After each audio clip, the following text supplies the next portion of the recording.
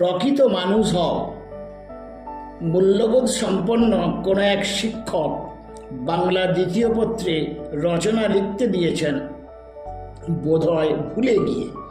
এটা একবিংশ দশক। বিষয়টি হলো প্রকৃত মানুষ হও। ফ্যাসাদে পড়ে গেল ছাত্রছাত্রীরা।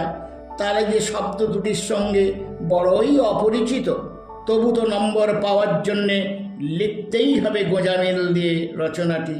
দুধ তেরিকা বলে অনেকেই ছেড়ে দিল।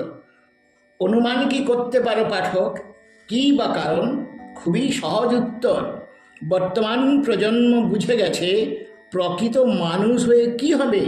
ওসব গাল ফোলা কথা, যদি না হাতে থাকে প্রচুর টাকা।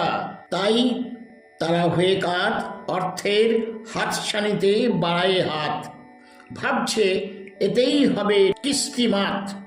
সামাজিক প্রশ্ন, মান আর সম্ভ্রম নিয়ে করবে না কেউ কোনো প্রশ্ন। তাই এখন বলে না কেউ, কি তোমার জীবনের লক্ষ্য? প্রকৃত মানুষ হওয়া? না। এ ব্যাপারে শতাংশের বিচারে মায়েরা সংখ্যায় বরিষ্ঠ। পিতাদের 80% চায় যা করো তা করো, ঘন্টার পর ঘন্টা পড়ে যাও আর 100% নম্বর পাও। পেতেই হবে নিট, না পেলে নিট লাইফে পড়ে যাবে গিট। তা না হলে করো এক কাজ, নিটের সমতুল কোনো কিছুতে হয়ে যাও ফিট। প্রকৃত মানুষ হলে কিন্তু, বুঝেছ ছেলেমেয়েরা, কোনো লাভ নাই। লোকে বলবে বেটা মাথা মোটা, তার কাটা, মাথা ভর্তি ছিট।